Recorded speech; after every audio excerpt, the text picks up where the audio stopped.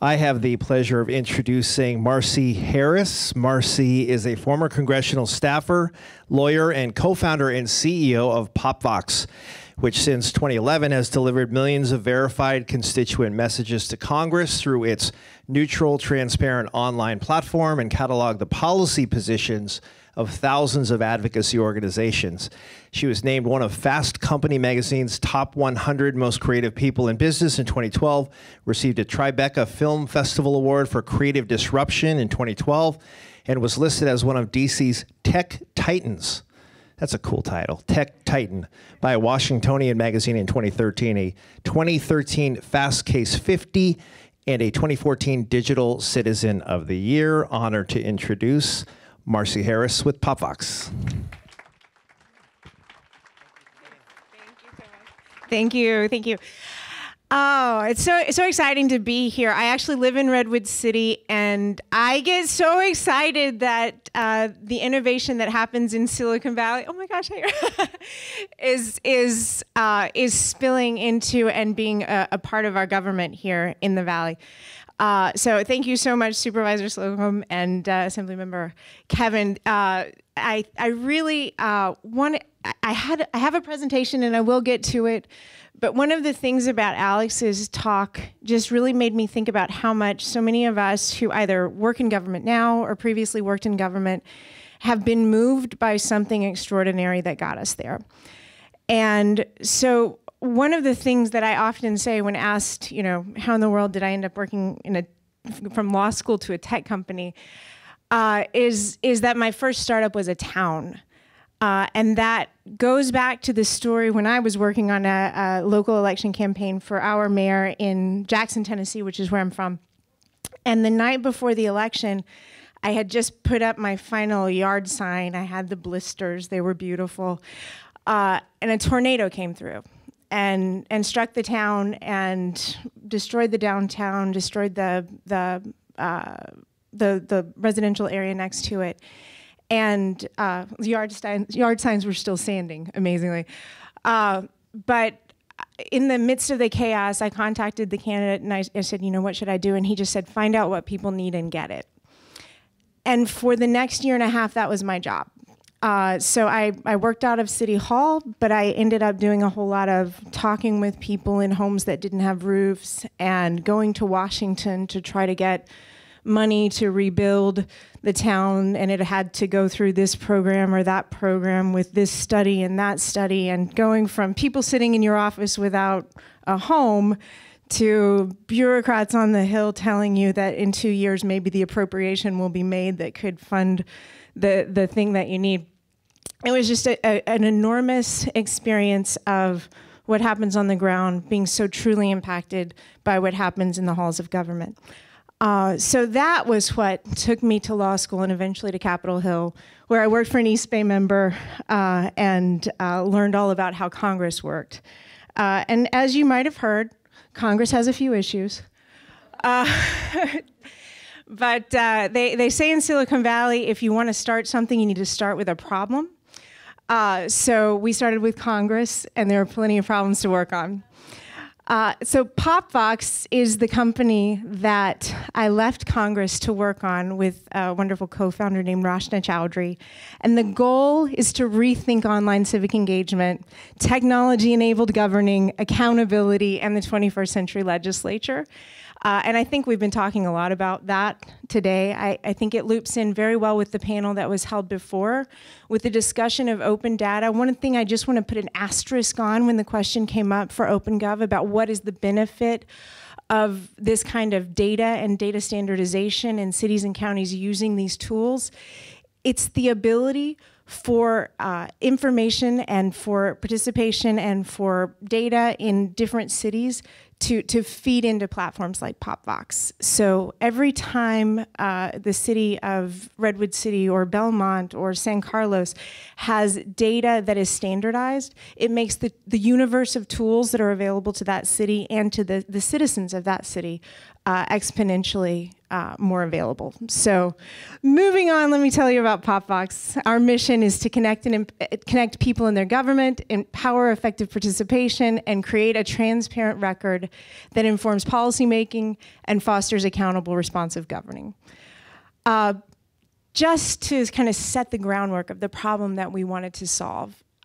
When I was a congressional staffer, as some of you may also be recovering staffers out there, what I realized is that members truly care about their constituents and truly want to hear from their constituents. They just don't want to hear from the whole internet. And that's what was happening in 2010 when I was there. That's what continues to happen in so many ways. Also, there are tremendous resources on the outside to completely bombard Congress with incoming information. Tweets, email, Facebook, calls, petitions. I mean, some guy drove a gyrocopter to the Hill, remember that? But it's very difficult to know if all of that incoming is actually from real people, or especially if it's from constituents.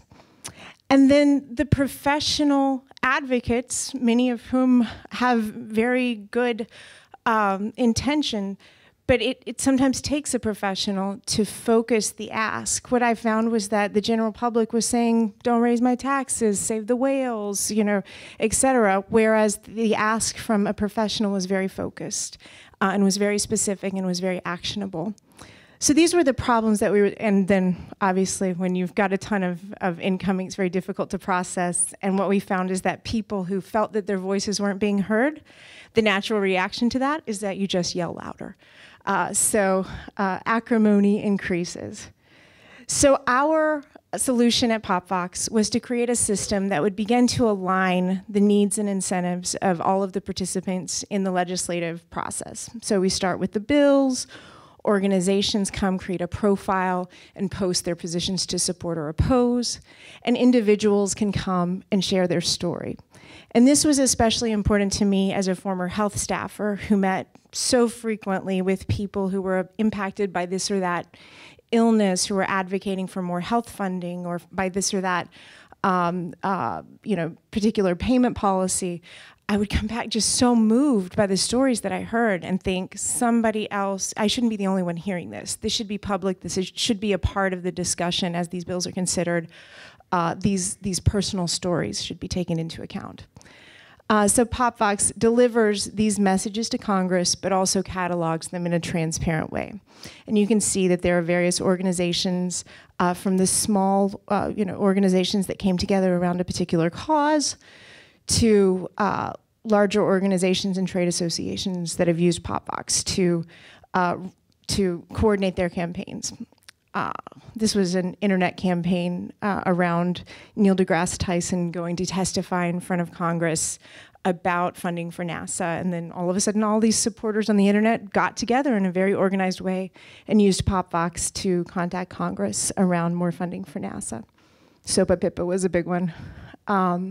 We're now officially integrated with the House internal intranet. So if a Democratic House staffer goes to do a search, they'll see the positions that people have posted on PopVox. They'll see the map and opinion data. But we also deliver to every office. So regardless of party or Senate or House, if someone leaves a message on PopVox, it gets delivered to the member of Congress in a very structured way, knowing that it's coming from a verified constituent.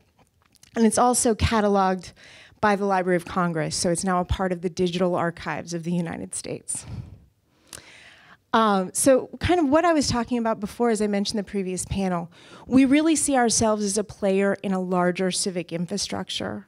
Our goal is to be one piece of the puzzle that fits together to create a more engaged public, to create a more informed public, to create opportunities for government to work better. So we're working with APIs and other ways that various developers, whether for-profit or nonprofit, public or private, can use our data, and likewise that we work and play well with theirs. And coming in January 16, we'll be launching PopVox California.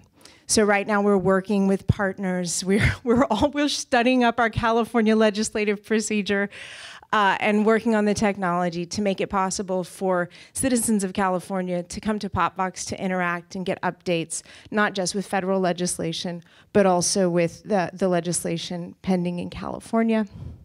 It won't look exactly like this, but we're starting to work on mock-ups.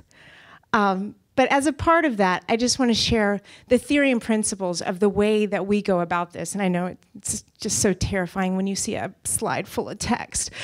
But number one is that we assume best motives on the part of everyone. So we don't think that Congress is corrupt. We don't think that legislators are there for any reason other than to serve the public, as well as the advocates, as well as the public. We also think that your civic identity is different from your social identity or your professional identity, that when you interact in a civic way online, you have different privacy expectations, you have different needs. It's very different than sharing your photos on Facebook. And that as the amount of influence of public engagement grows in the legislative process, it's important that there's a verified, neutral infrastructure and record of that engagement. We want to reduce the barriers to participation, leading to a broader span of people who are participating. Sometimes you talk a lot about the digital divide. There's also a free time divide. People with lives find it very difficult to get to the public meeting. And I'll jump down to the bottom because I'm out of time. But again, as I mentioned before, doing civic tech right, in our opinion, requires that mission-driven organizations work together with each other for government and for citizens. So thanks so much. Please get in touch and follow our new PopVox California Twitter account that we set up for today. Thank you.